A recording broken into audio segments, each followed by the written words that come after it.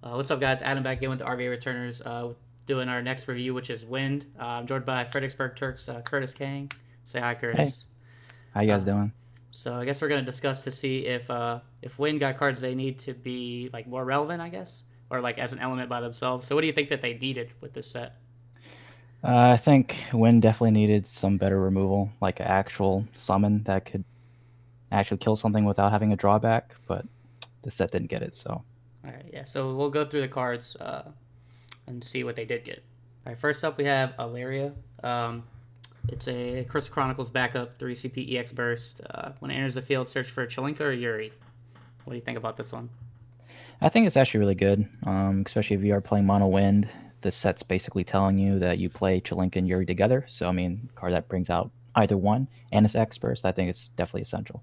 Yeah, I mean, I think it's a pretty straightforward card. I do think the deck kind of builds itself based on what I'm seeing right now. Mm, I'm interested to see what people try to put together, but yeah, I think it's definitely pushing that kind of archetype, and if you're going to play that, you definitely want this card. yeah. Uh, Keeping on that same theme, it's Alhanalim. I think that's how you say it.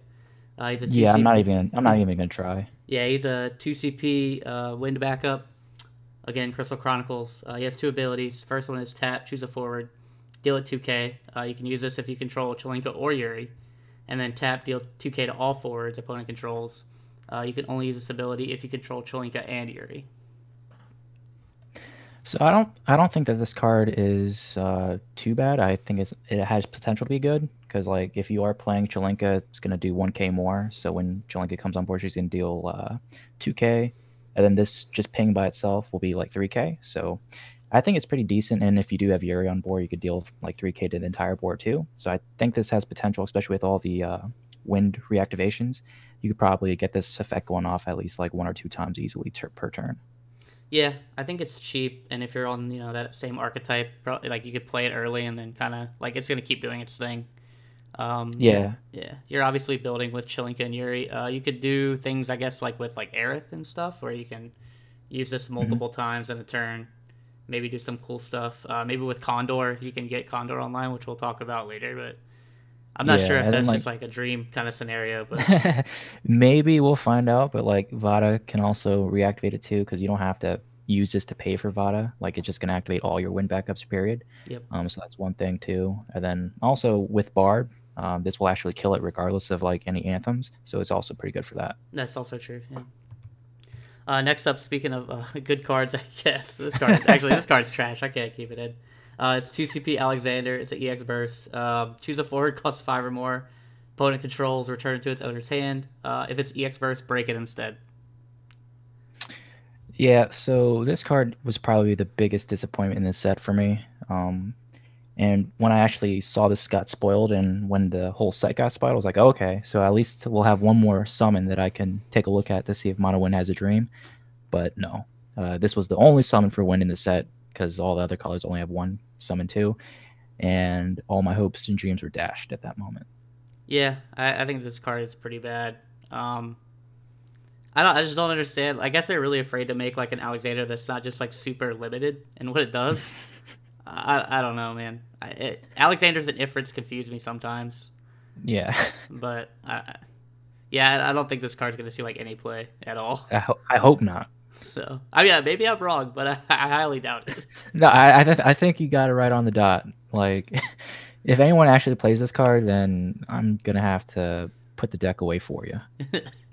Yeah. So next up is Vada. You spoke kind of shortly about him a second ago. He's a 4 CP wind forward 8k.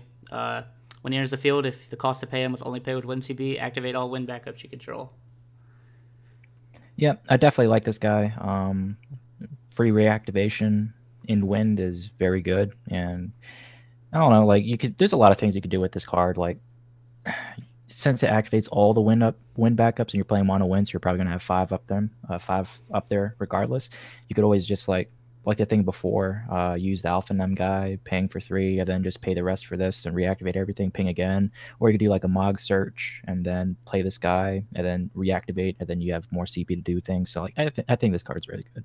Yeah, I was pretty low on him when they first announced him because I wasn't thinking about like paying with him through other means to reactivate backups that do things, which I Hmm. think does make him a lot better. So the more I think about this card, I do like it a lot, and I think he's going to see a lot of play if Mono Wind is good. I don't really Yeah, see yeah, him seeing much play outside of Mono though, but maybe. Next up is Dancer. It's kind of like one of those reprints, kind of like I think every element kind of got one. So there's another card yeah. called Dancer, I believe in Opus One. Yep, Uh, Costs the same, does the same thing. The only difference in this Dancer is the category.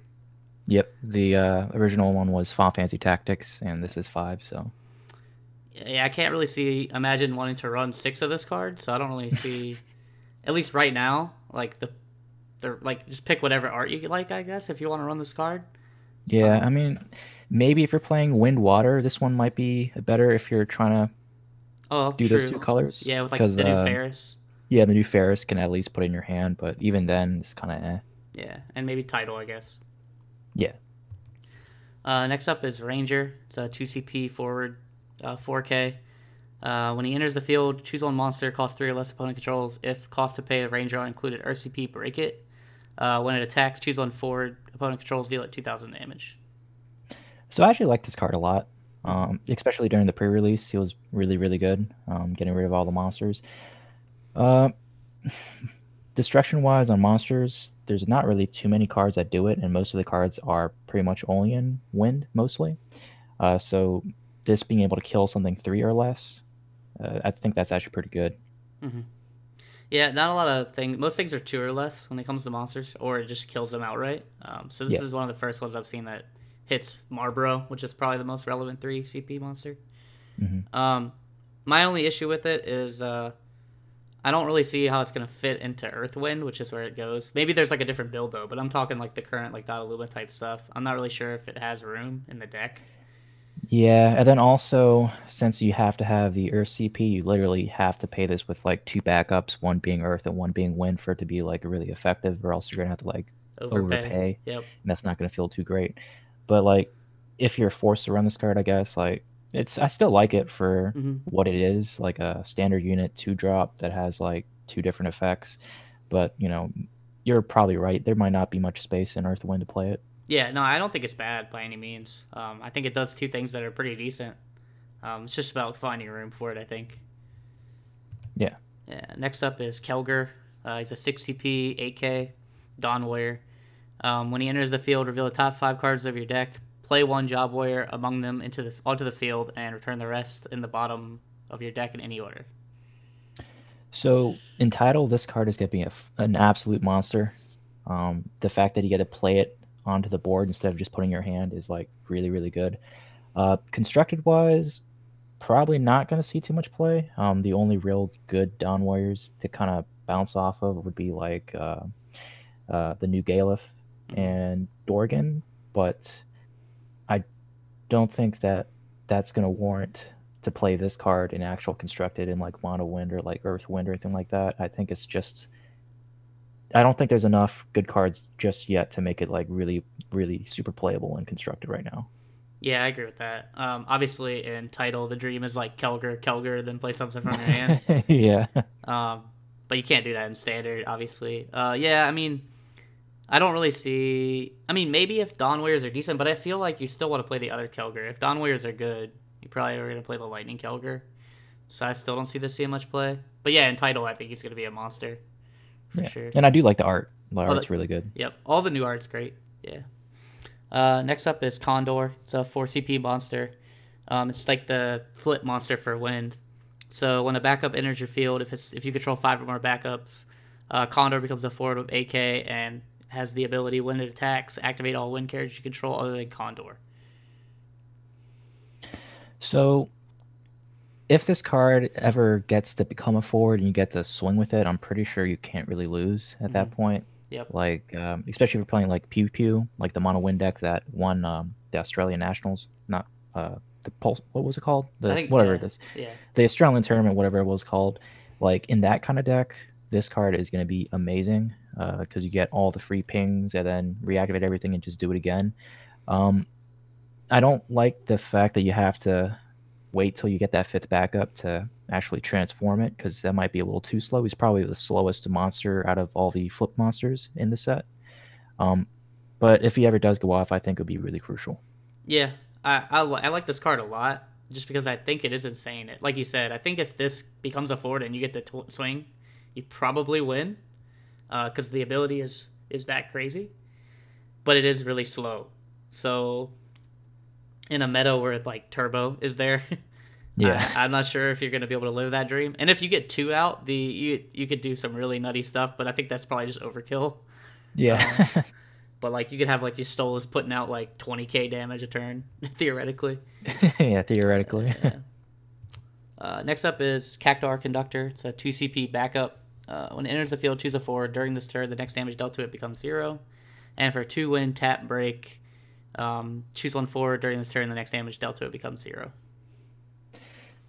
Yeah, I don't think this card is bad by any means, but I also don't think it's like the greatest. Like, I think there's one card in Opus 5 that kind of did the same thing. It was a 2 CP Archer. I think the same cost as well, and you just basically made whatever next damage you would take 0 instead, just like this one. The fact that it has the extra protection when you first play is pretty good. But I don't know. I think Wind probably has like some of the best 2-drop backups in the game, so I'm not sure if you'll have a spot for this. Yeah, when I first saw this card, I thought it was a monster. So I actually thought it was like okay, but yeah, I don't like it as much as a backup. I think. I mean, it's not bad, like you said. It's playable, but like, you're not gonna cart archers and things for this. Yeah, right. Even like things like Oracle, I think are better, and that's not even seeing too much play right now. So yeah, I don't think it's gonna see much play. But again, like it's a 2 CP backup with an ability and an entry, so it's not bad. Yeah. Next up is Thief.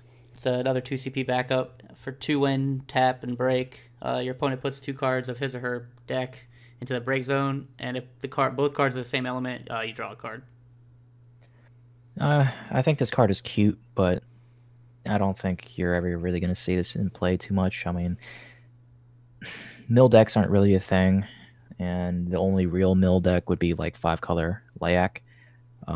And I don't think you'd ever really play this card in that deck either. So I think this is just a card that's just going to be doomed to just only be entitled or something like that. Yeah, I don't think it's very strong either.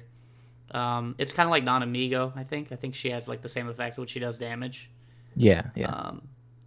But I don't know. I don't think this really warrants a slot in your deck. I think that's the problem with a lot of the mill cards, and it's why you really only see, like, even the Urianger mill deck mainly just plays Riku to just slowly mill you. But usually they manage to, most of the time they don't always mill you out. Most of the time they end up just killing you anyways, but they can mill you. And I think that's probably the best way to play mill in this game. So I don't really see like a full mill strategy being relevant, at least anytime soon.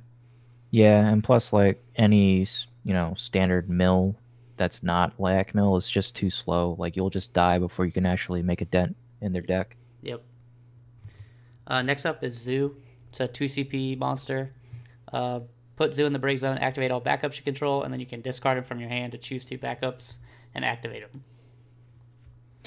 So this card, I think, has a lot of secret potential because this is this is probably the main card that you need in that infinite mill loop that Matisky showed, because it just activates all your backups. It's a monster you can bring back with like Urianger, so it's pretty decent.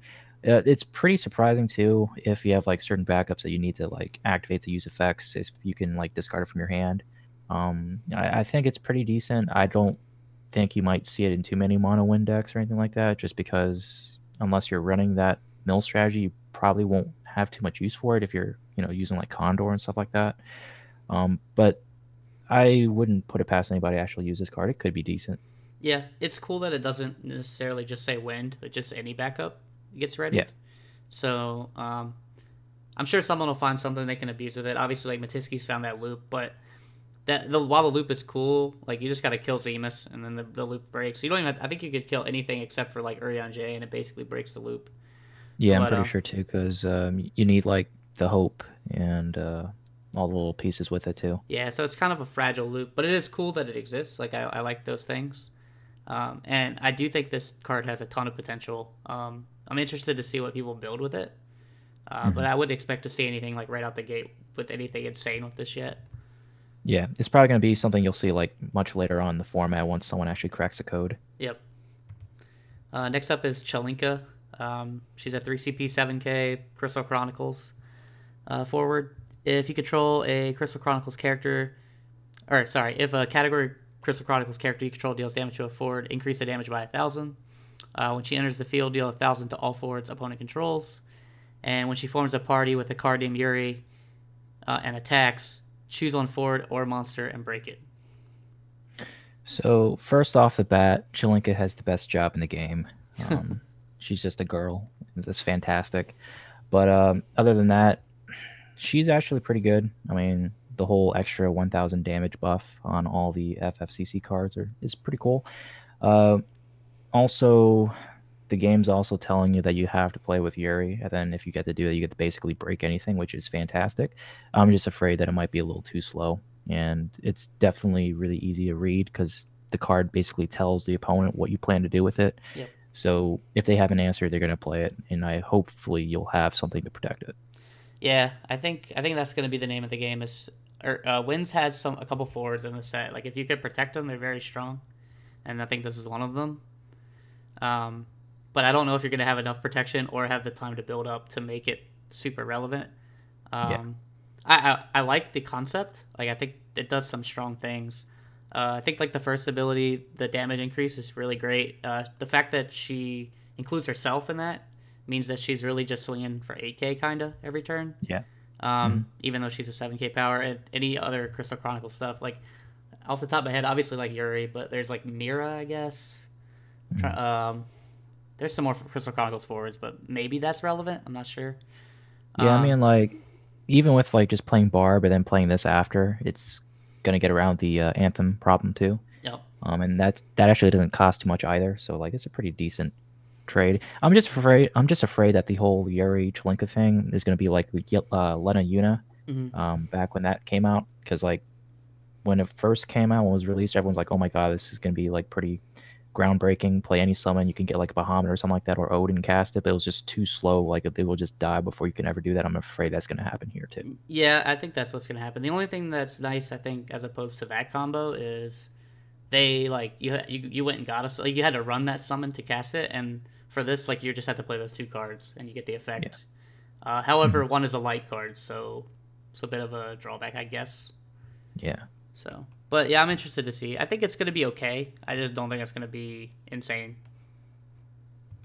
Next up is Chocobo. It's a 2CP 4K. For tap, choose a forward other than Chocobo. Gains 3,000 power to a turn. When that forward leaves the field this turn, put Chocobo into the break zone. So I think this card actually has a lot of potential to it. For one, it's a cheap 2 cost, and it's multi-cards. You play as much as you want. The plus 3,000 boost is actually pretty decent. It'll let your weaker win cards be able to trade up and probably survive any combat that it needs to go through. Also, if you're running like the 5-drop Alexander, because the 4-drop Hope can search any Alexander, the one that like just breaks a 9k. Like if you really have to get rid of something, I guess you could buff the opponent's card and give it plus 3k, make it over 9, and then just kill it that way. But if you do that, then Chocobo's going to die. But it might be good for that kind of situation too. So I don't know. This card could probably see some potential down the line. That's a really cool interaction. I didn't even think about that actually. The fact that you could buff your opponent's forward and then kill it with Alexander. I mean, if you have to do that, like it's good to know that you can. Yeah, I mean, 3,000 power is a lot. Just the fact that I don't think it could just do 3,000 power and not have that drawback, because I think that would be really dumb. Yeah. So it kind of makes it kind of fair. It is a Chocobo, which that's a good name to have. I don't know. I'm not sure it's gonna warrant a card slot or not yet, but maybe it might. I think it's better outside of Chocobo decks, to be honest. Like buffing other things. I think so too. I'm just not sure where it's gonna go. So right now I'm kind of low on it, but there's a lot of upside to it. Yeah. Next up is Dorgan. He's a 4CP 8K. When a backup enters your field, choose one forward opponent controls, remove it from the game for as long as Dorgan is on the field. So this guy's really cool, but I don't think he's gonna survive very long for him to be like super broken. The fact that you can play like multiple backups and remove multiple forwards is pretty cool, but I think this card is going to be mostly useful for like being a finisher rather than like relying on him to get rid of forwards for a long period of time, because he's gonna die. Even during pre-release, he died pretty easily. So for like constructed play, you probably might need to like save him for like the last swing or something like that, then just play backups and remove stuff and then swing for game. But I don't think he's going to be too useful other than that. Yeah, I have strong feelings about this guy because me and Chris have gotten into some heated arguments since it came out. He likes the card. I don't at all. I'm interested. I think its effect is really really cool. I think it's super unique. But I think it's a really really big double-edged sword. That I don't want to play. Because I think ideally to get the most value out of him, you want to play him like on 2 or 3 backups, and then maybe start breaking backups and playing backups. But the second you build up too far and kill a bunch of their stuff, and then he dies, and then all their stuff gets their ETBs again, that's just too scary for me. So then, so then you're gonna have to run like a lot of protection for him, and I don't know if that's worth it. And then we're getting down to like I really like Cypher last set, but then that ended up being kind of bad because he just didn't have the protection he needed, and that was less risky than this card. Yeah. So yeah, I don't think he's very good. I think people will definitely try him because just face value, he seems insane. But I think people will realize that the clapback on him is going to be a little bit too risky.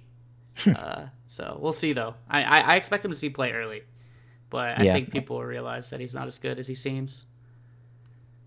Early drafts because he's the new fun thing to do, but once they experience exactly what you talked about, I'm pretty sure they're going to start putting him away. Yeah. Next up is Nash. He's a 4 CP 7K EX burst. When he enters the field, choose a forward of cost 1 or a monster of cost 2 or less and break it. It has to be opponent, sorry. Yeah. Well, first off the bat, I'm a big fan of his little nipple covers. Those are pretty cool, but if this card was maybe 1k power more, I'd probably like it a little bit more because he'd be at least on curve. The fact that he gets to kill a monster is good, I guess. It's pretty decent, but I don't know if it's going to be like too super useful to like warrant playing it. And then the other effect of breaking a 1 cost forward, I don't think that's very relevant at all at this time. Maybe it'll be useful down the line, but right now I don't think it's going to be too useful. Yeah, I agree. Like Snow's really the only one, and that might start seeing less play because of backup Snow. So yeah, and then like even if they do have 1-drop Snow, they'll probably have a Sarah behind it. So like, so you're not you targeting really it at won't all. be able to do anything. Yeah, but the monster 2 or less is pretty nice on burst. I think the only problem I have is like you said, he's under curve, and if I'm really want a monster destruction card to win, I'll just run 2 CP Alexander. Yeah, I think that's just better. yeah, because that kills any monster. But yeah, I don't think he's terrible. Maybe if monsters run rampant, but I doubt it. You might see play, but otherwise, I think just run Alexander and other stuff. I mean, he's Crystal Chronicles, so I guess Chelinka damage buff. I don't know. yeah, I guess, and I guess every win forward has access to Maria, so maybe he can do like 9k on trade, but yeah, I think we're just pushing it at this point. Yeah. Next up is Ninja. It's a 4 CP AK. When it enters the field, choose 1 forward. If the cost to play Ninja was paid with Fire CP, deal 4k damage. I actually like this card a lot. Like Fire, Wind. Like it fits into the theme of like what Fire and Wind kind of does, like all the ping damage. And he's actually on curve, so he's pretty beefy for like a vanilla standard unit card. Pair it off with like other things like Furion or something like that. I think this card could potentially be good in a Fire Wind deck. You just have to play Fire Wind. So yeah, I think all these like multicolor standard units are pretty interesting. I'm interested to see where they see play because I think a lot of their effects are pretty good. And yeah, like you said, like this one kind of fits the theme. Like it's essentially like Furion, but on a standard unit body.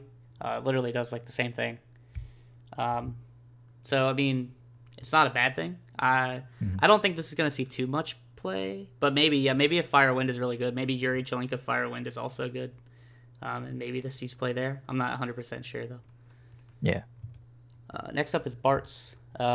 He's got a lot of text. So he's a 3 CP Warrior of Light, 7k. When he enters the field, choose 2 Category 5 characters you control, or characters, doesn't have to be you control. Activate them. And then he has 3 S abilities. So his first S is Spellblade. Choose a forward, deal 5k. His second S is dual wield. Until end of turn, he gains first strike, and his power becomes 10,000. And then his last S is rapid fire. Until end of turn, he gains haste, brave, and Bartz can attack 3 times this turn. You can only use this ability if Bartz has used Spellblade and dual wield this turn. So I don't think this card is extremely useful. I mean, he's not bad. Like, he's not terrible, so I won't say that. But I'll just say getting rapid fire to go off is probably not going to happen in like an actual game. And if you ever do that, you're basically getting rid of your whole hand to use all those abilities at once, and maybe it's worthwhile. The whole 10,000 first strike and the dual wield part is pretty good. Spellblade's not too bad either. If you have like Yuri on board too, you can at least ping something for like 9 or something, or if Chelinka's on board, it'll be straight 10. Reactivating the category 5 characters is pretty good too, but I think 5-drop Bartz is just better for like mono wind. 3-drop Bartz, the one that can that has like haste and attack twice, that one's just more easily reliable to go off. And sure, it might not be at 10k, but it'll be at 9k. And with Maria, it will be at 10k, so it's basically doing the same thing for less amount of work. Yeah, I totally agree with that. Also, technically, that 3 CP Bartz, the old legendary, can be a Warrior Light too, so doesn't really make his job less relevant. I think this guy's a title card, mainly. Yeah. Where you can just run all the Bartz you want, and you could get rapid fire a lot, like pretty consistently, I think. Other than that, yeah, I don't see him seeing much standard play because of what you said. I think the other 2 Bartz are just better than this guy. And then even with the whole title thing, just having the other 2 Bartz together is better than just having this Bartz doing all 3 rapid fires, in my opinion. Yep. But we'll see. Yeah. Next up is Bartholomew. He's a 3 CP backup. When Bartholomew enters the field, you may play 1 card named Hope from your hand onto the field. And then for 2 wind, tap, and break, choose 1 forward, activate it. It gains 1,000 power until end of turn. So I actually like this card a lot. If you pair this off with the older Hope that searches for any Alexander, I think at that point you're actually plussing off of playing this card. Also, you could play like Opus 1 Nora to search out the new Hope or any Hope for that matter, and then play Bartholomew right after, and then play that Hope for free, and then now you have a mother and father, so that's probably going to be pretty decent. Even then, being able to play Hope for free is pretty good, especially with the new Hope, which we'll probably talk about later. Just that and the first card we talked about, Ilaria, since that's a mother and this is a father, you'll still have that combo to give it +2. So I think this card is actually pretty decent. Yeah, I think this card's really solid, pretty much for the exact reasons that you said. I don't really have much to add, to be honest. Like, I think you hit everything on the head with this card. The fact that it has an entry and an exit ability just makes it even better. So, yeah. Next up is Windrake. It's a 2 CP EX burst. When Windrake enters the field, choose a forward. It cannot attack until the end of your opponent's turn. So, this is an interesting card, I guess. Like, it's kind of decent, I guess, to like prolong your inevitable death by playing this card. But I don't think it's too useful. It's cool that it's an X burst, but I just wish that this was something else that did more to like progress the game in your favor rather than just stall it. But that's just me. Yeah, it just feels like a weird card. Like, I don't know. It costs 2, but it's like not something you really want to do early game that much. It's not a multi-unit, so you can't really do this multiple times. It's funny, this is the second Windrake, so you can't play the forward Windrake. Not that that matters, because that card's kind of garbage anyways. Yeah, I don't know. I don't like it. I guess it gives 5 a backup in title, because they don't have a lot of those. But yeah, I don't foresee this seeing much play at all. It's weird to me. Like, I don't know. Yeah, I think this is just a weird card. Next up is Hope. He's a 3 CP 7k. If you control a job father and a job mother, he gains 2,000 power and cannot be chosen by your opponent's abilities. Yeah, and just going off of Bartholomew, like, this card is actually really good, and I like this a lot. It's going to be pretty easy to set up father and mother combination, either through Ilaria or Nora, and Nora's also an X burst too, so that also helps this be more consistent. Yep. And then the whole not being able to be chosen by abilities is actually really good. So this is basically like a supercharged ranger at like 9k, and if you got Murray out, he'll be at 10k. So that's really, really good. Yep. Yeah, I think if you can get the setup going, he's pretty good. You could also play Bart's, the all jobs Bart's technically, and pop him like get him immediately up there. But Yeah. I think you want to run him in the deck that you're talking about, where you're probably running Yuri and Chelinka, so you have that mother backup. You're probably going to run maybe like one or two Noras, so you got that because it's a burst, and then you have Bartholomew, and it should be fairly easy to get him to a 9K with his ability immunity up, which is pretty good. So Yeah. next up is Rem. She's a 2CP EX burst forward, 5K. She's a class 0 cadet.